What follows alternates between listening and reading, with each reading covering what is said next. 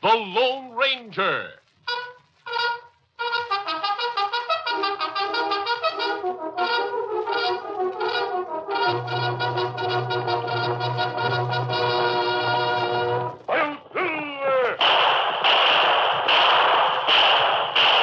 A fiery horse with the speed of light, a cloud of dust, and a hearty hi-yo silver. The Lone Ranger. Yes, when you hear that galloping horse, it's a Lone Ranger.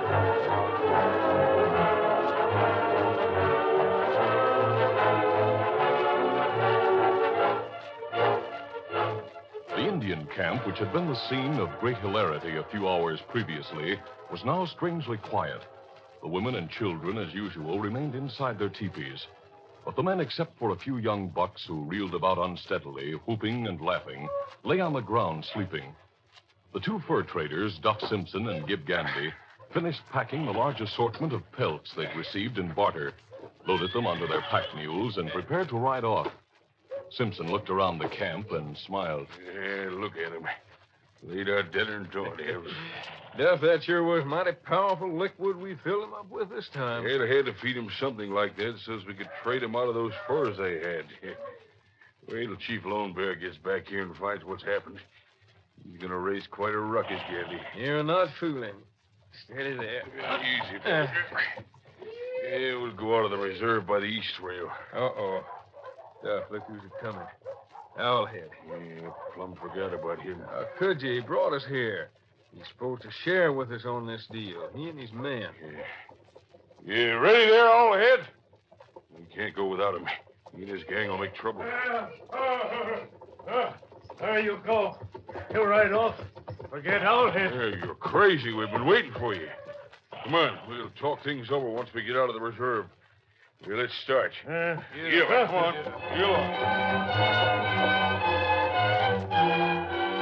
A few miles away, the three horsemen came to a stop amid a grove of trees at the bottom of the great hills that looked down on the main trail. Owlhead, murderous leader of a renegade Indian band, knew Simpson and Gandy for the wily crooks they were. He was demanding of them, as Simpson proposed that they separate. We not separate. We stay together. Me take you to Indian camp. You make trade. Now you come to camp of Owlhead. Well, sure, Owlhead, sure. That's what we're going to do, but not now, not today. Huh? No, not today, tomorrow. First, we have to trade some of the furs we have. We promised you guns, food to eat, stuff to drink. That's what you wanted, wasn't it, for you and your gang? Want money, too.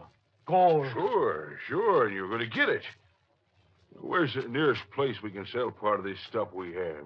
Great Bend. Ranch house at Great Bend. That's right. Just McCool's place is there.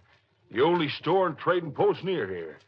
The next is more than 100 miles away, right? Well, you can't go to Great Bend with us. There's soldiers in these parts lately, looking for you and your gang. They see you and they'd kill you. Going into Great Bend by ourselves to save us for you. You come back tomorrow. You come to place we hide. Sure. That's a promise. You do this, sure. You not do. You die. We realize that, Owlhead. Owlhead and men need guns. Chief Lone Bear find out what Owlhead do today. Chief Lone Bear on warpath against Owlhead. He won't like you letting us bamboozle his tribe, that's sure. But you will have the guns to fight him. You'll see. Great Bend was an ideal spot on the Overland Trail, located near a river, protected by high hills, and covered by rich soil. But in spite of its name and advantages, Great Bend was merely the name given to the ranch house and trading post, built by elderly Jess McCool. It was the last isolated trading post where wagon trains might stop before going into Indian territory. McCool, who ran the post himself, had somehow accumulated an unbelievable supply of goods, ranging from food to rough clothes, tools, and materials. It was near sundown when Jess McCool heard a sound he hadn't heard in days. A wagon train was entering the grounds outside his ranch house. He walked to the door and watched the 8 wagons stop. As the men leaped from the driver's seats and helped the women from the wagons, McCool's practiced eye cataloged them at once. Germans. Some more of those German immigrants. Maybe I'll be able to talk to this bunch. Hi there, folks. Hi. One man, tall, broad-shouldered, and imposing, spoke to the group for a few minutes. Then he and a younger man left them and came to where Jess McCool waited in front of the ranch house. Now, we gates, then. It's good to see you, sir. We gate yourself, mister. Figured you were German. Shake. Yeah? The name's McCool, Jess McCool. It's a pleasure. My name is Hans Emmerich, and my friend is Karl Humboldt. Well, hi, Carl. Put it there. Greetings, sir. You folks want to stop off here, I reckon. Yeah, we need provisions, sir. And if possible, we would stay here for the night. I reckon I can take care of you. Not right here. Where would we stay, sir? Build a few shacks in a stable up the road, about a quarter of a mile ahead. That's where you'll stay. Good. But you know, if I was leading a band of settlers, I wouldn't go on from here. You would not? You do not think it is safe for us to go on from here? I wouldn't go on without a troop escort, I know that. The Indians made a treaty with us, and they don't like the way a lot of our people are breaking it. Not that the regular tribes did the killing. It was probably Owlhead and his renegades. A real bad bunch. So? But if you got your permit to pass through the territory... Oh, we haven't. Huh? That is why we came here. We would see the Indian commissioner. No one was at his office who could issue us a permit. We were told he would be here. Yeah. Well, he's not. So all things considered, you better stay on till he comes back. Now, what is it you'd like in the way of provisions?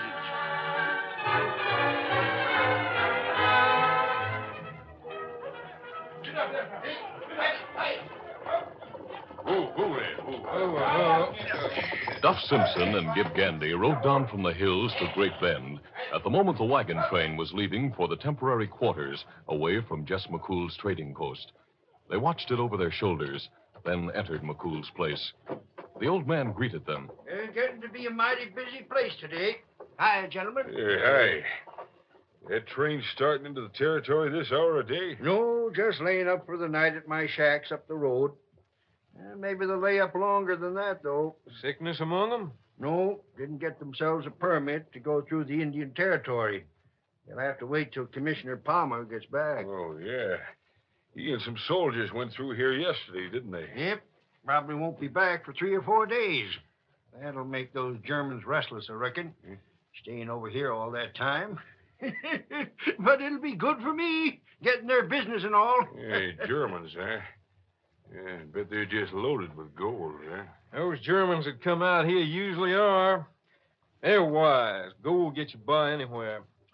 They have much? I don't know. Didn't bother to ask.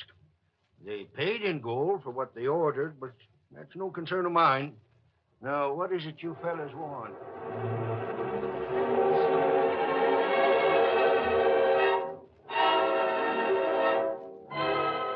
It was dark when Simpson and Gandy left the ranch house, having bought but few guns and supplies.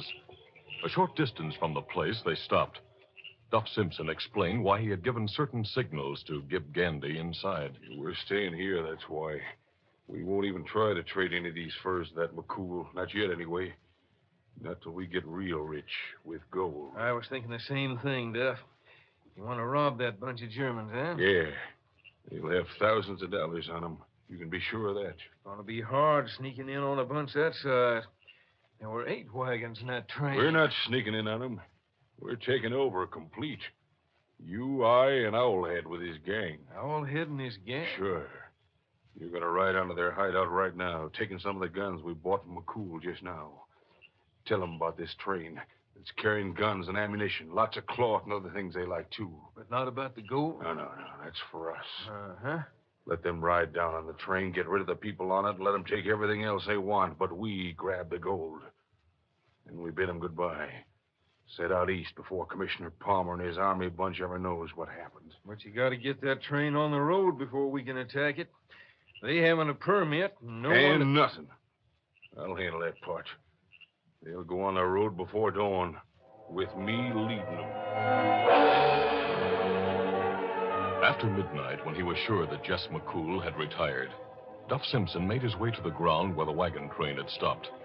Women and children slept in the few cabins there, and the men rested under blankets on the ground.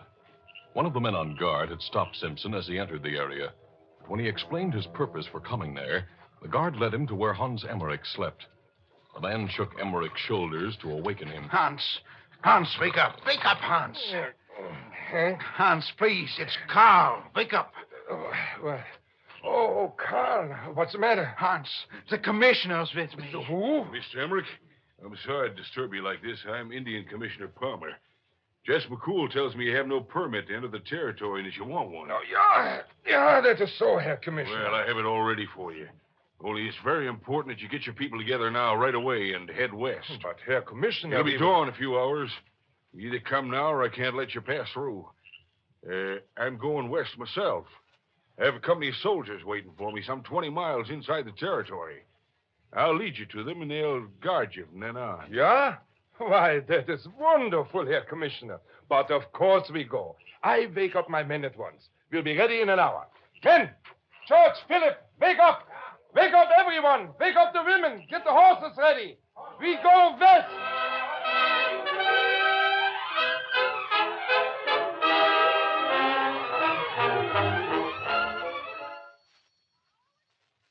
The sun was rising when the Lone Ranger and Tonto broke camp and started eastward through the hills of the Indian Territory.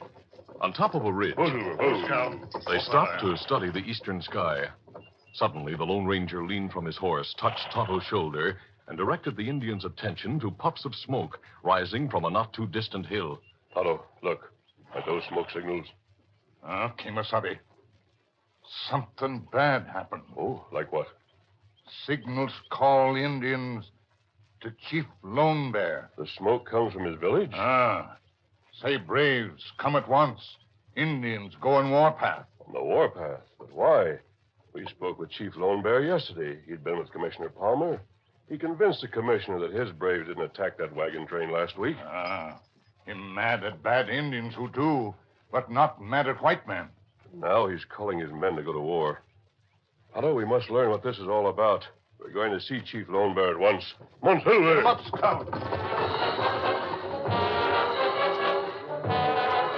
Only the persuasion of Tonto permitted the Lone Rangers accompanying him past the sentinels who guarded the Indian village. Chief Lone Bear told them how two fur traders, using liquid fire and cheap cloth and trinkets, had swindled his braves of a fortune in furs. Not until he'd returned during the night had he learned the story from his befuddled and revenge-bent warriors. Angry though he had been with them, Chief Lone Bear agreed that this indignity by the white men would not go unpunished. Only war will make Injun happy. White men, except him with mask on face, act bad always to Injun. No, you're wrong, Chief. There are bad white men, yes, but then only... They're bad Indians, like Owlhead. Tonto's right, Chief.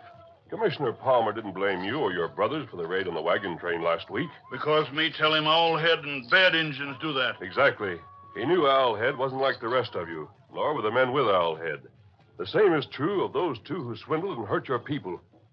Chief, you know what they look like? Me not see 'em. Dog Ear see 'em, know 'em. He tell how they look. Me get Dog Ear. The Indian named Dog Ear came to the chief, described the two traders to the Lone Ranger, and added the names he had heard them call each other. Thank you, Dog Ear. You don't have to tell me any more. Chief, I know those men he described. They are bad. And the Great White Father would like to get them as much as your braves would. Who they? Duff Simpson and Gib Gandy. Chief Lone Bear, I'll get those men. They have a day's start, yes, but they're carrying furs.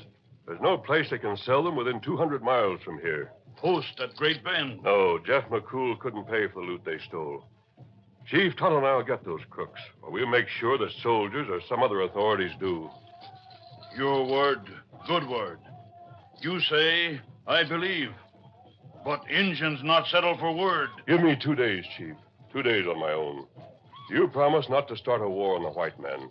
And I promise not to notify the soldiers or anyone who might harm your warriors. 2 days? It as you say, 2 days. We not war till that time. We wait. Believe you do right. We'll certainly try. Come, Tonto. We haven't any time to lose. Easy, fella. Easy, fella. Thank you, Chief. Me wait. Come on, Silver. Let's go. Using every shortcut they knew, the Lone Ranger and Tonto galloped through the hills above the main trail. They were nearing the end of the territory at the spot called the Divide when another unexpected sight met their eyes. There, on a rise in the ground above the road, hidden by trees, was a band of about 30 nondescript Indians, led by a white man. The party was looking down on the road. Oh, Silver, Steady, big fellow. I'll use my field glasses. Now, let me see what... Otto, the white man is Gandy. Him not get far. We find him quick. And the Indian beside him is Owlhead, I'm sure of that. Otto, they don't see us. We'll ride down to where they are and try to get in behind them. It not hard to do, Kimasabi. We go there. Me get off horse, crawl through high grass, bushes, listen. Yes, we'll do that, Tonto. Come on, Silver. Come, Scout. Come, fellow. Tonto had left the Lone Ranger in a spot a few hundred yards away from Gib Gandy and the Indians.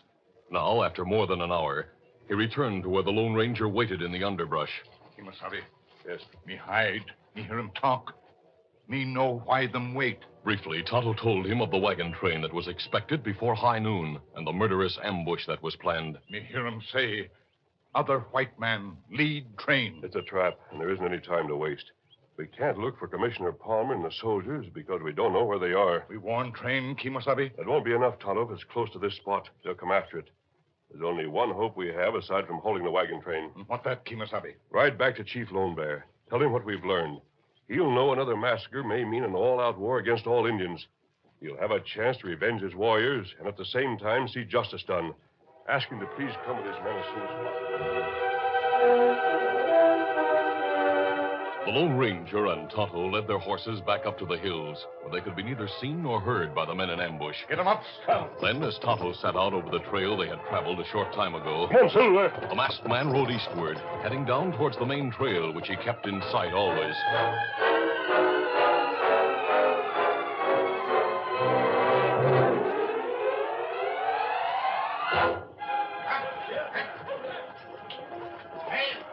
Duff Simpson rode in front of the wagon train as it neared the straightaway road that would lead to the divide.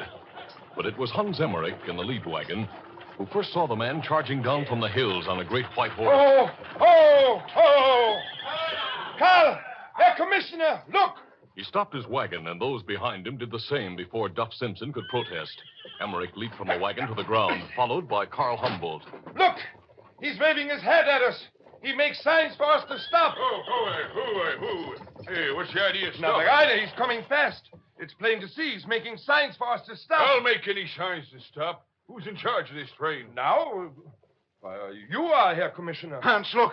He's wearing a mask, the man who comes. A bandit. But no, Hans, you see? He holds his hands high above his head in friendly greeting. All right, you fellas get back there. Let me handle this. The Lone Ranger galloped onto the scene, which he took in with a single glance. Oh, Silver. Oh, easy. Steady now. He recognized Duff Simpson, but pretended to ignore him, realizing the man had him at a disadvantage. The masked man smiled and lowered his arms slowly, almost imperceptibly, as he spoke to the two men behind Simpson. Who's in charge of this train? I am. Herr Commissioner, he is in charge. Commissioner? Yes, Commissioner Tom Palmer. Well, there are Indians ahead waiting to ambush you. Indians? Indians? You're lying. There are no Indians in these parts. No, soldiers are waiting for us. That is who waits. There are renegade Indians waiting to hold up this train. They intend to massacre you and take everything you have, especially gold. Don't pay any attention to this man. He's a bandit. He wears a mask. Yes, I wear a mask, but I don't pretend to be a person I'm not. What do you mean? I mean you're not Tom Palmer. You're Duff Simpson, a murdering crook. Oh, that's it. Well, Too late, Simpson. I was expecting that. What did you do? What was it you said? You must believe what I tell you. But first, let someone bandage that man and tie him up. He's dangerous. He was leading you into a trap. The Lone Ranger told of what he and Tonto had learned. His manner was convincing, and Emmerich and the other men who had gathered behind him listened with set lips as the masked man finished. And so you'll have to ride back to Great Bend and wait until the real commissioner and his troops do return. But it's too late. Look, coming from the hills back there. Indians, and they're coming this way. Get guns. We are attacked. Strangers, like you say, they're going to attack. They must have had a scout watching for you. Put that man in the wagon. Do not let him escape. Quick, circle your wagons. Get your guns ready. Stay inside the circle and fire as they attack. Fire through the wheels, but hurry. Hurry, man.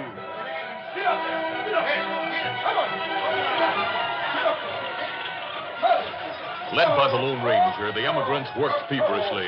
The wagons were circled haphazardly when the oncoming band of Indians, led by Gib Gandy, started to fire. Keep low. Hold your fire till they get near, then give it to them. Don't be afraid. Wait till they get close to us. All right. Now, let them have it.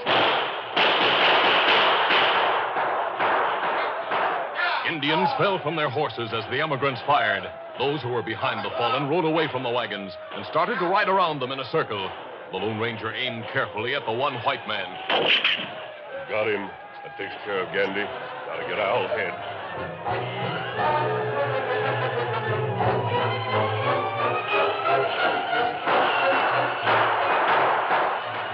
For more than 2 hours, the emigrants, led by the Lone Ranger, held off the Indians, whose casualties by that time were more than half.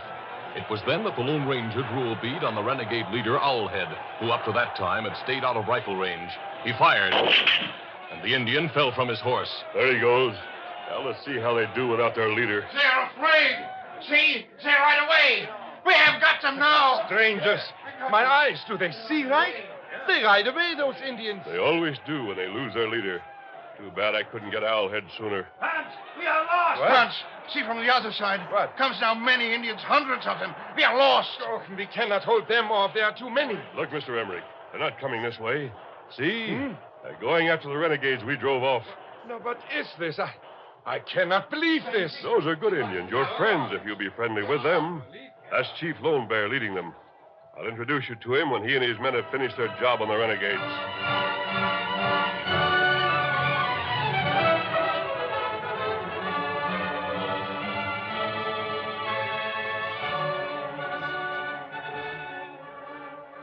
The sun had passed its zenith and was lowering into the western sky. A band of German emigrants and a greater band of Indians sat around a fire and talked to each other, as Tonto sometimes acted as interpreter. Among the wounded prisoners they had placed against the wheels of the covered wagons were Duff Simpson and Gib Gandy. Chief Lone Bear, are you going to turn these men over to Commissioner Palmer? Indians get back furs. Indians take renegades who them not kill, give to soldiers. Now, this is justice. Justice as it should be. It is, I think, why maybe we should not go further west, but instead go back to Great Bend. Hans, what is this you say? Why, this place of Great Bend is wonderful, as our friend Chess McCool has told us. We could develop it until it becomes a great city. It could be. It's a very nice place. And we would not go into Indian territory to violate the lands of these friends we have just made. That is right. Chief Lone Bear, you understand what we say. Brothers. It make Indians heap glad. Now we live in peace with white brothers. Yeah, thanks to the masked man doing all that he did. But, Hans, where is he? Suddenly the masked man is gone. But he was here. Oh, there he is on his horse, ready to ride away with the Indian who is his friend. You see, he waves to us. Auf Wiedersehen! Auf Wiedersehen! Let's go! All this is just like some dream come true. Chief, you came to help us because this masked man asked you. Now, tell us. Surely you know who he is. Him great man. Him Lone Ranger.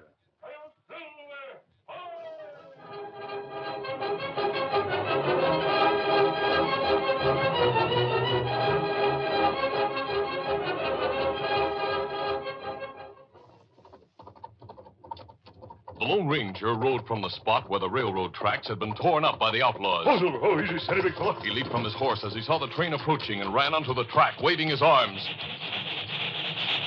But the engineer saw him and opened the throttle. It's bandits. They're trying to stop us. I'm going to run him down. The Lone Ranger leaped from the track as the train sped by. Then a hail of bullets from the cars fell around him.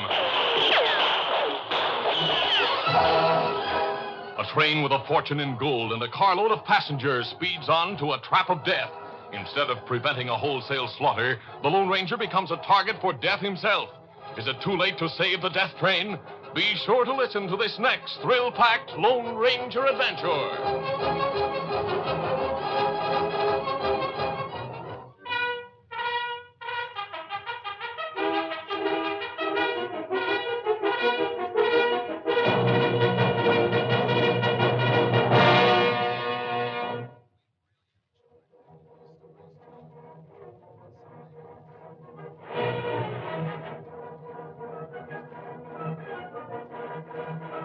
The Lone Ranger is presented through the facilities of the United States Armed Forces Radio Service.